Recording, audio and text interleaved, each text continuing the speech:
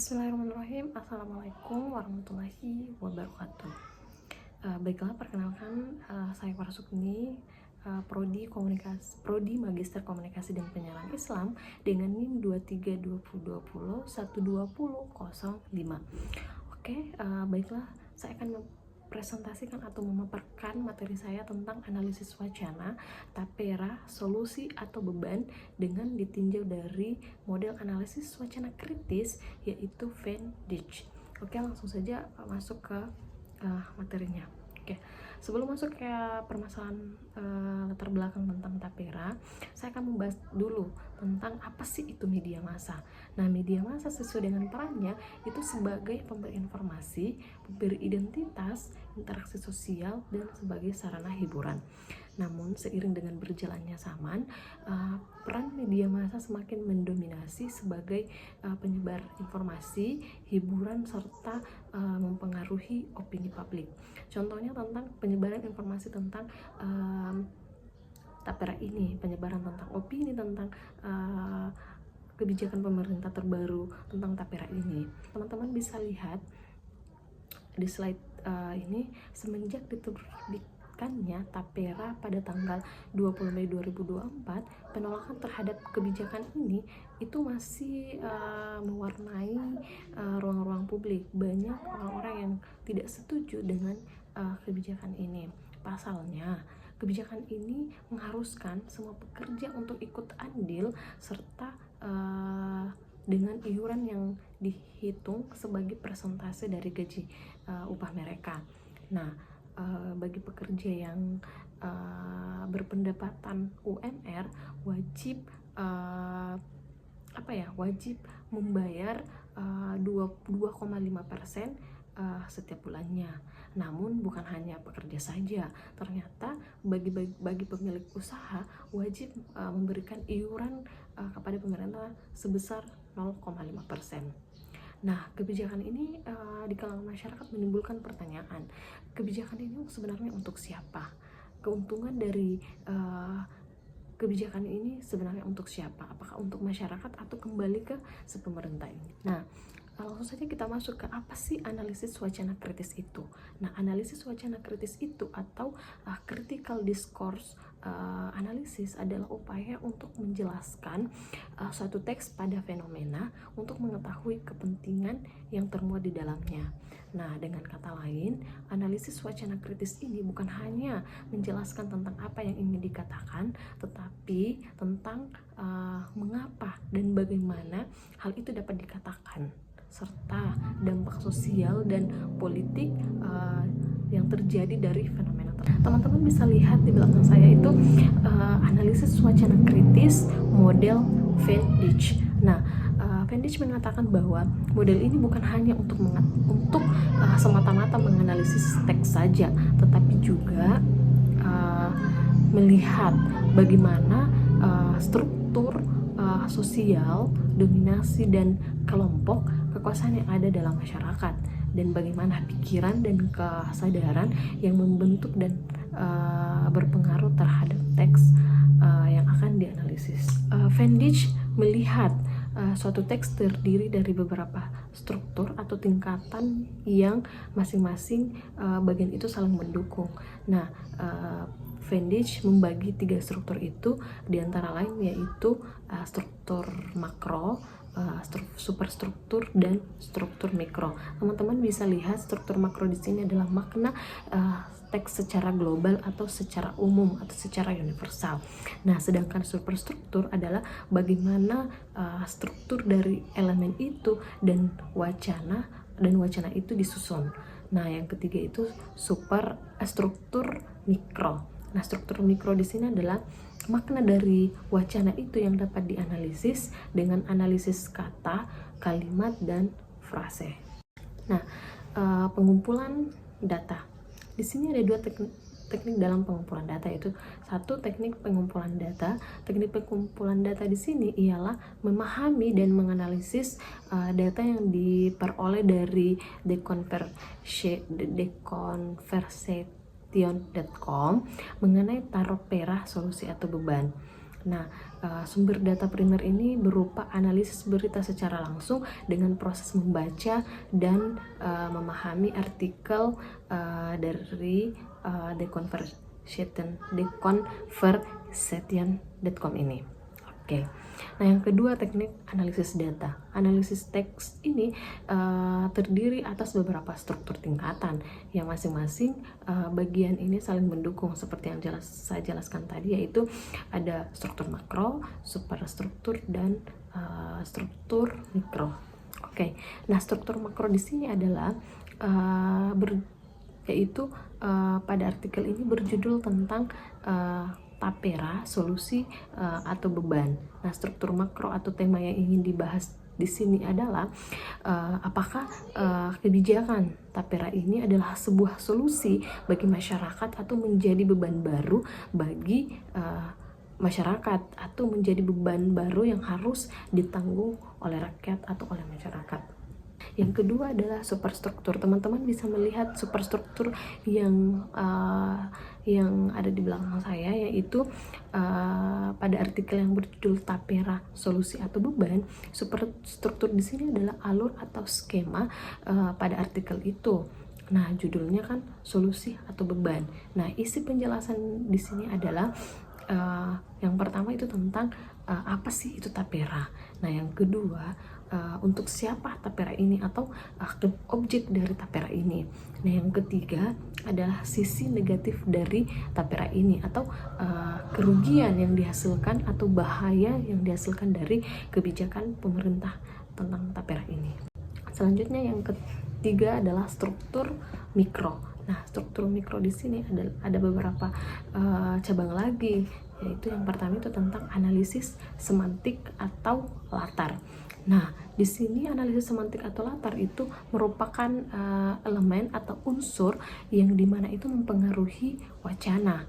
Nah, pada artikel ini teman-teman bisa lihat struktur analisis semantik atau latar ini ialah pemotongan gaji pekerja yang berpendapatan di atas UMR sebesar 2,5% seperti yang saya jelaskan tadi. Namun bukan hanya pekerja saja, tetapi ternyata pemilik usaha pun wajib membayar 0,5% untuk iuran tapera ini. Nah, yang kedua adalah analisis semantik atau detail. Teman-teman bisa lihat analisis semantik atau detail ini adalah elemen yang merupakan kontrol informasi dari si wartawan ini. Nah, pada artikel ini apa yang dipaparkan oleh si wartawan ini adalah hilangnya rasa kepercayaan masyarakat terhadap pengelolaan dana tapera. Ini terkait dengan kasus-kasus korupsi yang terjadi sebelumnya yang dilakukan oleh lembaga pengelola investasi seperti Jiwasraya, Asabri, dan Taspen. Nah, yang ketiga adalah analisis semantik. Yang dimaksud di sini adalah untuk analisis apakah teks yang disampaikan itu secara eksplisit atau malahan sebaliknya, apakah apa yang disampaikan oleh si wartawan ini sudah jelas atau tidak. Nah, pada artikel ini semua informasi yang disampaikan oleh si wartawan ini atau si penulis ini secara sudah termasuk ke dalam eksplisit atau secara jelas, yang dimana dimulai dari bagian awal itu terkait dengan apa itu tapera. Ya, nah yang kedua itu diperuntukkan sebenarnya untuk siapa sih tapera ini. Nah, yang ketiga itu dampak atau bahaya dari kebijakan tapera ini. Nah, selanjutnya untuk yang keempat yaitu analisis semantik, yaitu peranggapan. Nah, elemen ini merupakan strategi yang digunakan untuk memberikan alasan yang rasional sehingga apa yang ingin disampaikan benar-benar fakta adanya, benar-benar bukan hanya sebatas opini saja. Nah, pada artikel ini peranggapan di sini adalah fakta yang ingin disajikan oleh si penulis ini itu terkait dengan kasus-kasus yang terjadi sebelumnya, tentang kasus-kasus korupsi yang seperti saya jelaskan tadi, tentang kasus korupsi yang dilakukan si pengelola investasi ini yang mengakibatkan kurangnya rasa percaya masyarakat terhadap pemerintah. Analisis sintaksis atau koherensi sebab akibat. Nah, maksud dari analisis ini adalah atau elemen ini adalah bagaimana kata penghubung yang digunakan dalam artikel ini menghubungkan antara si susunan objek atau yang menerangkan dengan apa yang diterangkan sesuai dengan yang ingin disampaikan kepada halayak.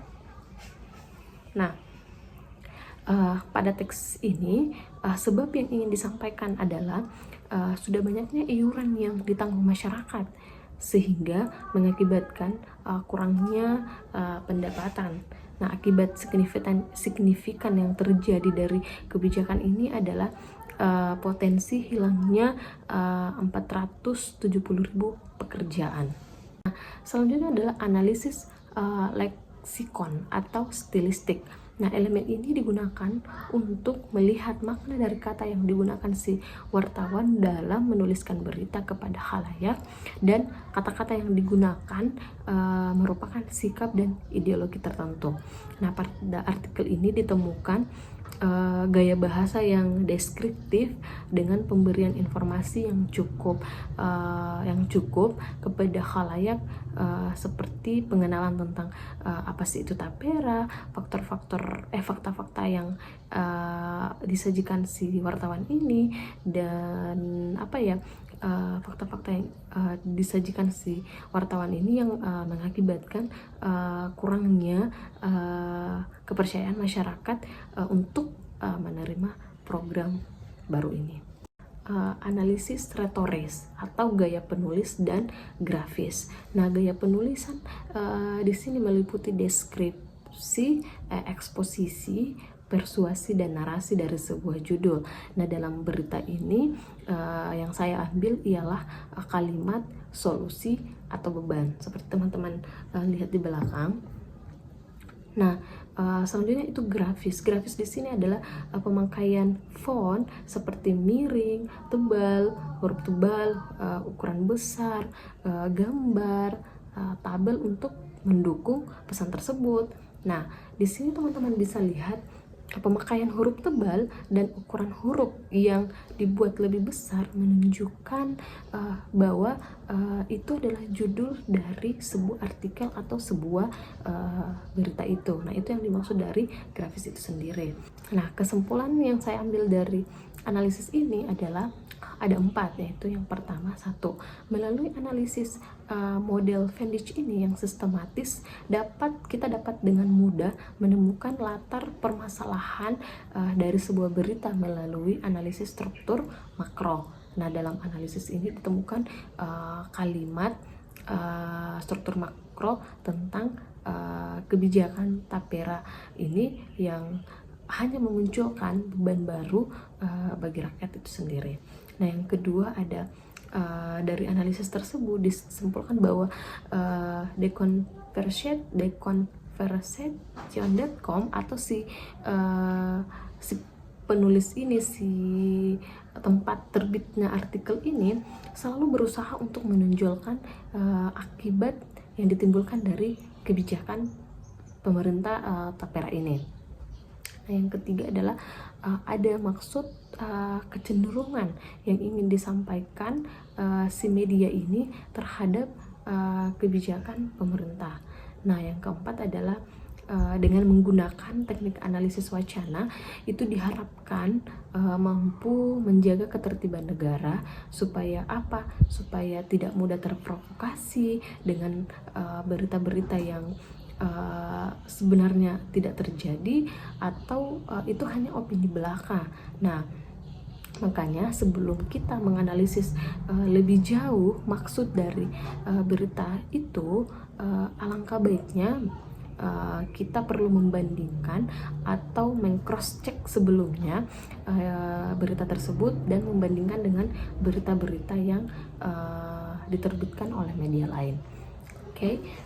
Mungkin itulah pemaparan materi saya tentang analisis wacana dengan tema tapera, solusi atau beban.